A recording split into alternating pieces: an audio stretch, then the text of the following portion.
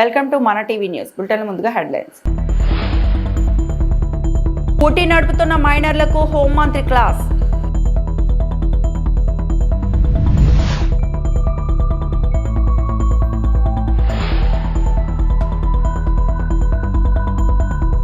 Hyderabad police commissioner గా బాధ్యతలు స్వీకరించిన సజ్జనార్.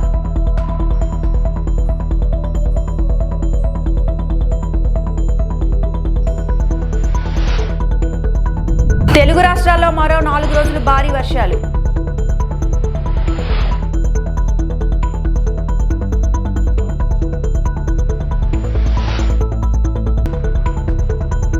విద్యుత్ టవర్ ఎక్కిన వ్యక్తి కలకలం.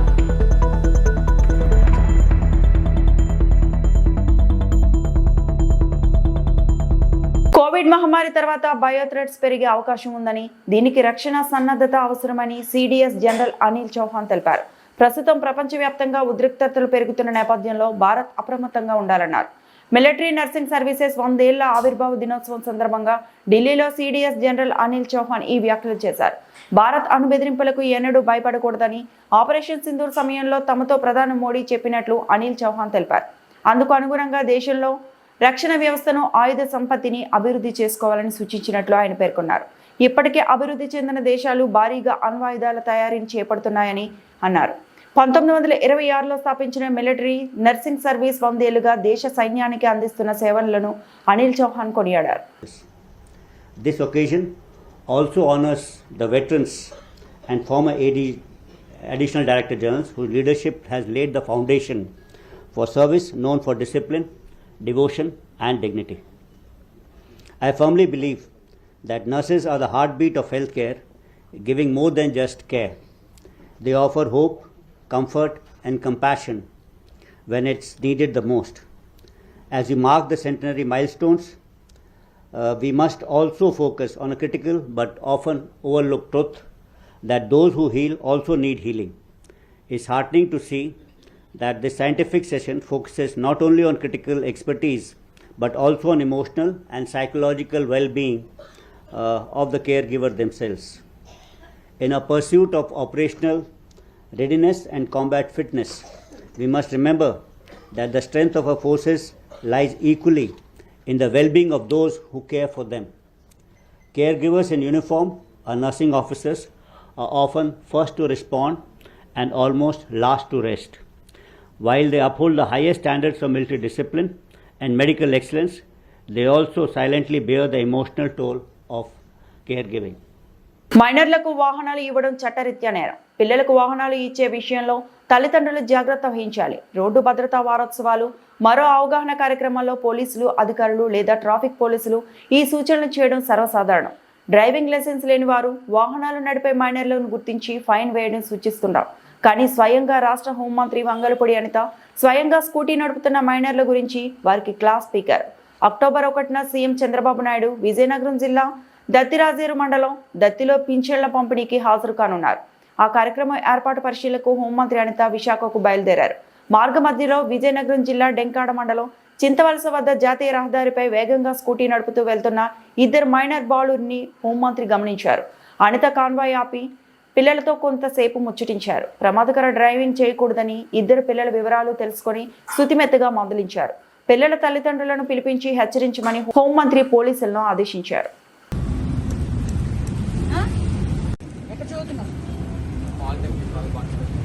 పాలిటెక్నికల్ కాలేజ్ తప్పు కదా? యాక్సిడెంట్ ఏదైనా అయితే పరిస్థితి ఏంట్రా మీకు?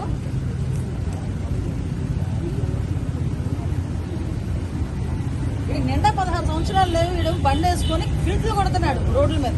మళ్ళీ ఆ నెలకథలు వేసుకొని కూర్చొని అదే ఇంట్లో పోలీస్ వెహికల్ వెళ్తుంది, వెనకథలో పోలీస్ వెహికల్ వస్తుంది. నాన్వై సంగతి తెలుసు. 16 సంవత్సరాలకి బండి ఎక్కి కాన్వాయ్ ముందు వెహికల్ వేస్తున్నావు కదా? నా కాన్వాయ్ ముందు నీకు వెహికల్ వేసాను చెప్పట్లేదు. 2 పిల్లలు, మగ పిల్లలు 16 సంవత్సరాలు. ఎందుకంటే వయసు 14 years. నీకు బండి ఇచ్చినందుకు మీ నాన్న మీద కేసు. బండి తీసుకెళ్ళి వాళ్ళ ఫాదర్ని తీసుకెళ్ళాలని చెప్పి ఈ పిల్లలు ఎక్కడైతే అక్కడ వాళ్ళ మీద తీసుకెళ్ళండి. హైదరాబాద్ పోలీస్ కమిషనర్ గా బాధ్యతలు స్వీకరించిన సజ్జనార్ నగరంలో శాంతి భద్రతల పరిరక్షణతో పాటు ప్రజల సంక్షేమానికి ప్రాధాన్యత ఇస్తారని చెప్పారు. ప్రజల భాగస్వామ్యంతోనే పోలీసింగ్ సాధ్యమని, ప్రతి పౌరుడు పోలీసుగా భావించి నేరాల గురించి సమాచారం ఇవ్వాలని ఆయన కోరారు. సజ్జనార్ పీపుల్ వెల్ఫేర్ పోలీసింగ్, ప్రజా సంక్షేమ పోలీసింగ్ అనే కొత్త కాన్సెప్ట్ పరిచయం చేశారు. ఇందులో లా అండ్ ఆర్డర్ నిర్వహణతో పాటు ప్రజల సంక్షేమంపై కూడా దృష్టి పెడతామని ఆయన వివరించారు. దీనిలో భాగంగా సైబర్ నేరాలు, ఆర్థిక మోసాలు, అలాగే నకిలీ వస్తువులు, కల్తీ ఆహారం వంటి వాటిపై కూడా దృష్టి సారించి ప్రజల ఆరోగ్యాన్ని కాపాడుతామని తెలిపారు. నెక్స్ట్ మనకు సైబర్ క్రైమ్ చాలా చోట్ల కూడా చాలా మంది నష్టపోవడం జరుగుతుంది. చాలా మంది అవి కూడా డైనమిక్ అవుతున్నాం. కొన్నిసారి అంతకుముందు ఓటీపీ అన్నారు, కొన్నిసారి యూపీఐ ఫ్రాడ్స్ అన్నారు, డిజిటల్ అరెస్ట్ అయింది, స్టాక్ అడ్వైజర్ అయింది. ఇట్లానే కొన్నిసారి లాస్ట్ ఇయర్ కొంచెము డిజిటల్ అరెస్ట్ రెడ్యూస్ అయితే మళ్ళీ ఈసారి మళ్ళీ ఎక్కువ కావడం జరిగింది. ముఖ్యంగా ఓల్డ్ ఏజ్ వాళ్ళని బాగా టార్గెట్ చేయడం జరుగుతుంది. వాళ్ళందరూ కూడా అలర్ట్ ఉండాల్సిన అవసరం ఎంతో ఉంది. అదేవిధంగా మనకు బేసిక్లీ డబ్బులు ఊరికే రావు, ప్రజలు అర్థం చేసుకోవాలి. ఏదో మనము ఎవరో చెప్పారని చెప్పి వాళ్ళకు ఫేక్ షీట్స్ చూపిస్తున్నారు and ultimately it led to the banning of the online betting. దానివల్ల చాలా మంది నష్టపోవడం జరిగింది. చాలా పేరెంట్స్ నష్టపోయినారు. లాస్ట్ అప్పుడు కూడా చూశాను, జగిత్యాలలో ఒక రోజు సన్ చనిపోతే ఇంకోటి రోజు వాళ్ళ ఫాదర్ చనిపోవడం జరిగింది. ఎంత చాలా బాధకరము. Especially youth are getting attracted to this online. ఏదో డబ్బులు వస్తుందని చెప్పి చాలా మంది అనుకుంటున్నారు. అది చాలా నష్టం జరుగుతుంది. ఐ థింక్ ప్రతిపక్ష హోదా కూడా దక్కించుకోలేని వైసీపీ పనికిరాని పక్షంలా మారిందని బీజేపీ రాష్ట్ర అధ్యక్షుడు మాధవ్ ఢిల్లీలో విమర్శించారు. రివర్స్ పాలనతో రాష్ట్ర ప్రగతికి దెబ్బతీసిన జగన్ ఇప్పుడు ఏం చేయాలో పాలుపోక కూటమి ప్రభుత్వంపై విషం చిమ్ముతున్నారని దుయ్యబట్టారు. ఇవాళ పీపీపీ ఏదైతే మెడికల్ కాలేజ్ విషయం మాట్లాడటం కానీ, అలాగే పోలీస్ ఆఫీసర్స్ ఎక్కడైనా వైసీపీ దౌర్జన్యాలు ప్రశ్నిస్తే నీ అంతు చూస్తాను నేను రేపు అధికారంలోకి వస్తాయని చెప్పి అధికారులని ధిక్కరణ ధోరణిలో మాట్లాడటం, అలాగే నేను వస్తే చూసుకుంటా అని చెప్పి కాంట్రాక్టర్స్తో మాట్లాడటం, ఇవన్నీ కూడా ఏ రాష్ట్ర ప్రగతికి కూడా విరోధకరం, ఒక పనికిరాని పక్షంగా మారిందన్నది స్పష్టం. ఆ విధంగా జగన్మోహన్ రెడ్డి గారికి ఏమి చేయాలో పాలు పోకుండా మాట్లాడుతున్న తీరైతే స్పష్టంగా కనిపిస్తుంది. ఆ విధంగా వెళ్తే ఏదైతే 11 సీట్లు ఇంకా తగ్గే అవకాశం ఉంటుంది తప్ప ముందుకెళ్లే అవకాశం ఉండదు. కానీ కన్స్ట్రక్టివ్ వేలో రాజకీయాలు నిర్మాణం చేసి ముందుకెళ్ళాలి. తిరుమల శ్రీవారి సాలకట్ల బ్రహ్మోత్సవాలు వైభవంగా కొనసాగుతున్నాయి. ఉత్సవాల్లో భాగంగా మంగళవారం ఉదయం సూర్యప్రభ వాహనంపై శ్రీనివాసుడు భక్తులకు అభయ ప్రదానం చేశారు. వాహన సేవను తిలకించేందుకు భారీగా భక్తులు మాడవీధుల్లోకి తరలివచ్చారు. మధ్యాహ్నం 1 గంటకు స్వప్న తిరుమంజనం, రాత్రి 7 గంటల నుంచి చంద్రప్రభ వాహన సేవ నిర్వహించనున్నారు.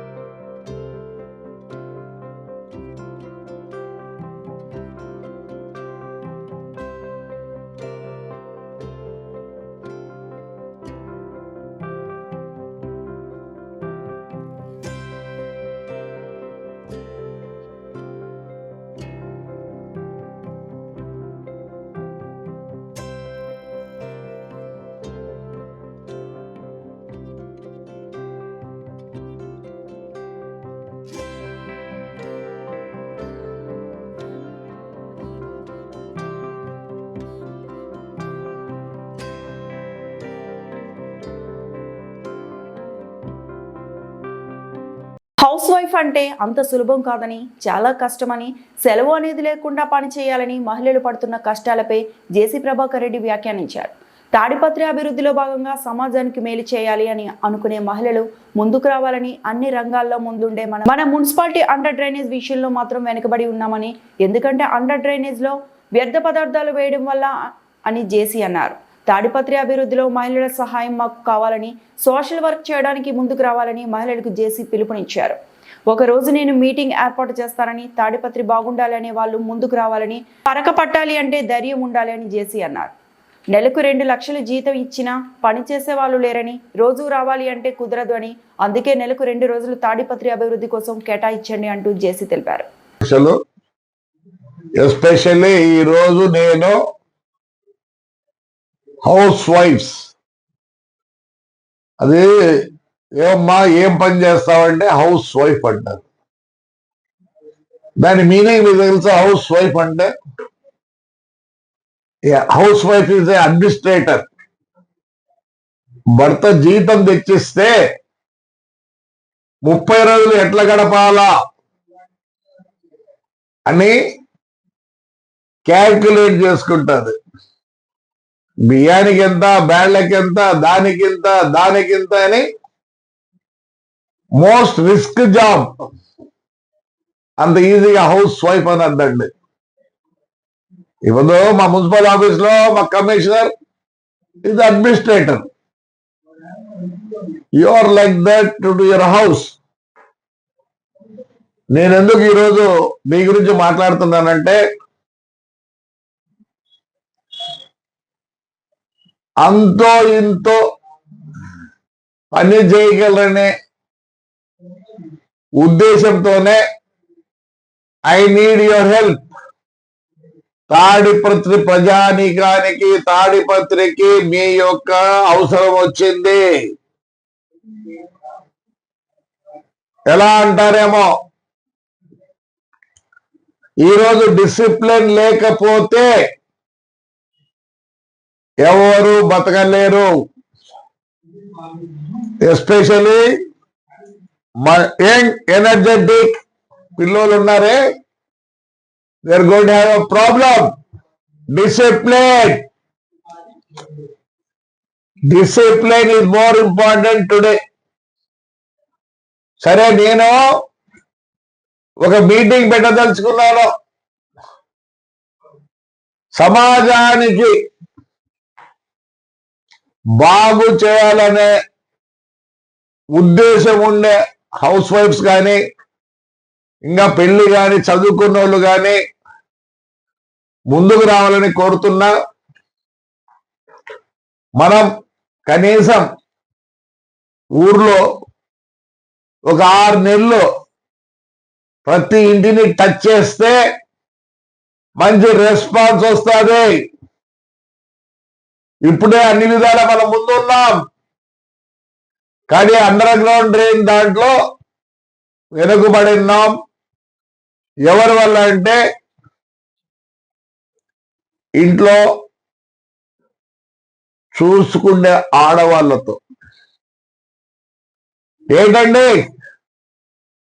దాంట్లోకి స్పూన్లు పోతాయి, సలాకులు, గిన్నెలు, గ్లాసులు పోతాయంటే అండర్ గ్రౌండ్ డ్రైనేజ్ లో మీరు కొన్నటువంటి 200-150 రూపాయలు వస్తువే దాంట్లోకి పోతా అంటే మీ ప్యాంటీలు పోవా, డైపర్లు పోవా, ఏం పోవు?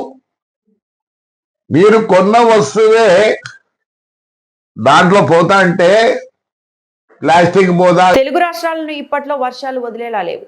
ఇప్పటికే పలు ప్రాంతాల్లో భారీ వర్షాలు కురుస్తున్నాయి. దాంతో వాగులు, వంకలు ఉప్పొంగుతున్నాయి. వరుసగా కురుస్తున్న వర్షాలతో జనజీవనం స్తంభించింది. ఈ క్రమంలోనే వాతావరణ శాఖ మరో కీలక హెచ్చరికలు చేసింది. బంగాళాఖాతంలో రేపు మరో అల్పపీడనం ఏర్పడుతుందని, దాని ప్రభావంతో తెలుగు రాష్ట్రాల్లో వర్షాలు కురుస్తాయని పేర్కొంది. తెలంగాణలో మరో 4 రోజులు వర్షాలు కురిసే అవకాశాలు ఉన్నాయని హైదరాబాద్ వాతావరణ కేంద్రం హెచ్చరించింది. పలు జిల్లాలకు ఎల్లో అలర్ట్ జారీ చేసింది. అటు ఏపీలోనూ అక్కడక్కడ ఓ మోస్తారు భారీ వర్షాలు కురిసే అవకాశం ఉందని తెలిపింది. అంతేకాకుండా రేపటి వరకు మత్స్యకారులు వేటకు వెళ్లొద్దని ఐఎండీ సూచనలు చేసింది.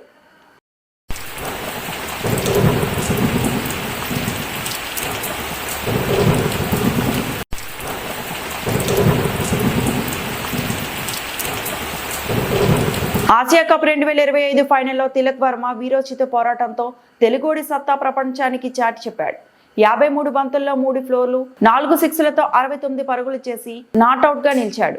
హై వోల్టేజ్ మ్యాచ్ లో చెలరేగిన తిలక్ పేరు దేశవ్యాప్తంగా మారుమోగుతోంది. మనోడిపై అందరి ప్రశంసలు కురుస్తున్నాయి.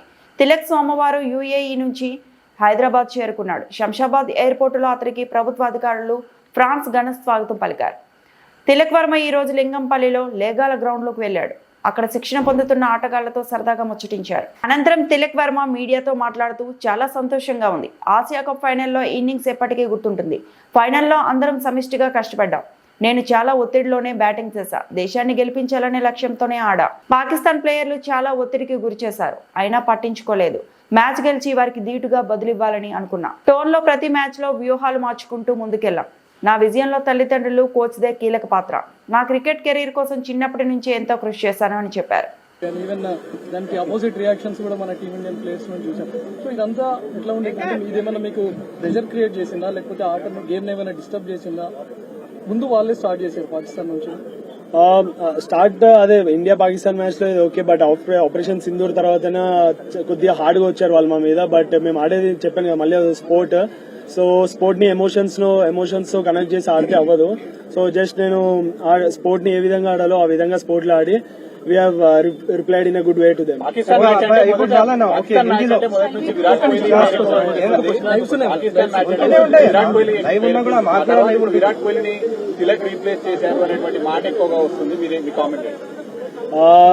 ఫస్ట్ ఆఫ్ ఆల్ నాకు చాలా హ్యాపీగా ఉంటుంది. సచ్ ఏ లెజెండ్ విరాట్ భాయ్ అనేది is an global star.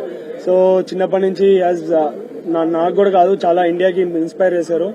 So అట్లాంటి మంచితో నన్ను పోలిస్తారంటే ఇట్స్ నాకు చాలా ప్రౌడ్. బట్ నా ఐఎమ్ హ్యాపీ దట్ నేను ఇండియాకి ఏషియా కప్ గెలిపించా. బట్ నేను క్రికెట్ స్టార్ట్ చేసింది వరల్డ్ కప్ 2011 వరల్డ్ కప్ గెలిపించిన తర్వాతనే క్రికెట్ స్టార్ట్ చేశా. బట్ ఈ జనవరిలో వరల్డ్ కప్ వస్తుంది. సో అది నా అసలేమో వరల్డ్ కప్ గెలిపించిన తర్వాతనే నాకు నిద్ర వస్తుంది.